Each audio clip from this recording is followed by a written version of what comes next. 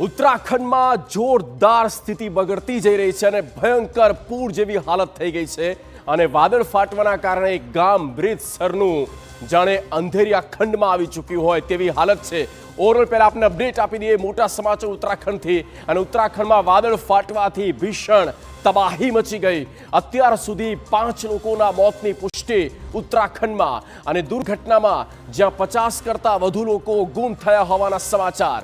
જુઓ 5 લોકોના મોતની પુષ્ટિ, 50 લોકો ગુમ થયા છે। આ દુર્ઘટનાઓ બની રહી છે, આ આકાશી આફત અને મોતનું મંજર જ્યાં ઊભું થયું અને તે ઉત્તરાખંડમાં એનડીઆરએફના 200 જવાનો બચાવ કામગીરીમાં જોડાઈ ગયા છે। બનતી તમામ મહેનત ત્યાં થઈ રહી છે।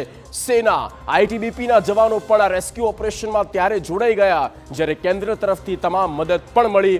પૂરની ઝપેટમાં સેનાનો કેમ્પ પણ આવી ગયો અને આર્મીના અનેક જવાનો પણ ગુમ થયા હોવાની આશંકા છે।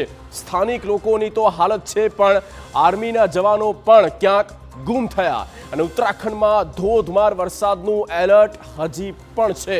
આ એલર્ટ છે રેડ એલર્ટ અને રેડ એલર્ટનો મતલબ છે ભારેથી અતિ ભારે વરસાદ હજી પણ થવાનો છે। 10 તારીખ સુધીનું પણ જ્યાં અલ્ટિમેટમ છે કે 10 તારીખ સુધી તો આ જ પ્રકારની આફત વરસી શકે છે। 4 જિલ્લા એવા છે જ્યાં ધોધમાર વરસાદ ખાબકી શકે છે અને આ સાથે જ ઉત્તરાખંડમાં આપણે એ તમામ વિગતો પણ વિગતે અમે આપને બતાવવા જઈ રહ્યા છીએ। હવે આપણે કેટલાક